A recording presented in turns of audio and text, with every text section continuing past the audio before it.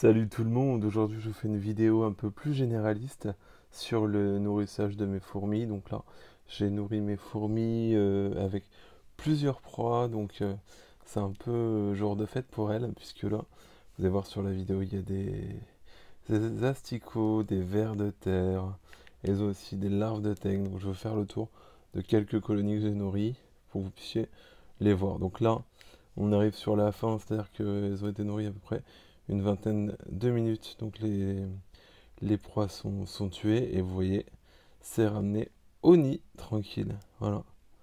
On peut les voir sur un asticot. Ils sont aussi sur un morceau de verre de terre. Elles apprécient. Elles lâchent pas. Voilà, vous voyez, je sais pas si l'image va être propre ou pas. Voilà, on va dézoomer un peu. Idem, ici, il y a aussi du verre de terre. Et on voit qu'elles sont en train de le dépioter sans problème. Ça, c'est pour les maculatus, hein, donc là, il y a encore des asticots. Vous pouvez voir ici le dépotoir avec tous les cocons. Là, c'est les cocons d'une semaine. Donc, c'est pour ça que, comme je le dis, il va falloir que je les change.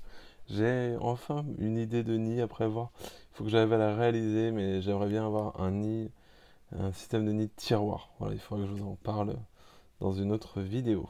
Voilà, donc là, on peut voir clairement les majeurs en train de dépioter des proies. Voilà pour les macus. Après, on va passer, hop, au Camponotus vagus, donc l'ancienne colonie de Vince Fourmi. Donc là, vous pouvez voir que elles sont au taquet. Je leur ai mis également un morceau de verre de terre. Elles vont y aller, mais il y a peu d'humidité, donc je pense qu'elles attendent que ça sèche.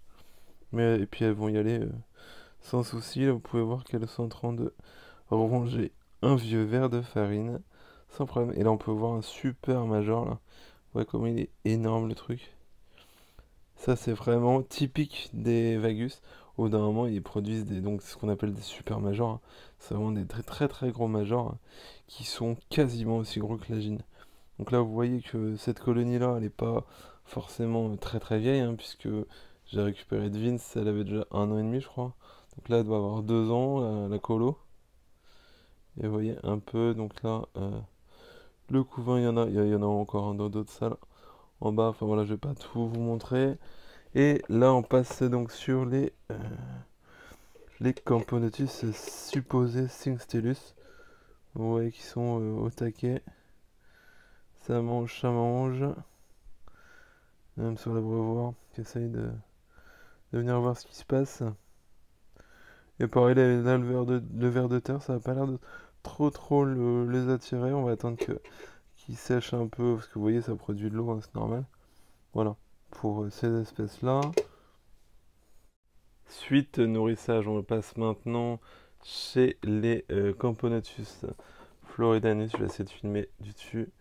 Ce sera peut-être plus facile pour vous. Donc là, vous voyez, un ver de terre, elles sont au taquet. Elles lâchent rien. Elles sont vraiment au taquet. Je vais essayer de pas bouger. Pour pouvoir vous les montrer, je vais dézoomer un peu peut-être. Voilà. C'est mieux comme ça. Et vous voyez, effectivement, un stico.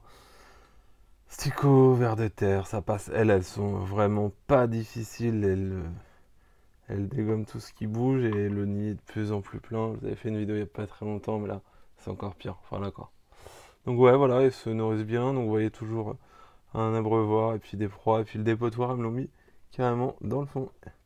Et en plus, j'ai une petite coupelle qu'elle remplisse. Hop, donc voilà, avec les asticots pour nos amis Floridanus. Ils sont au taquet.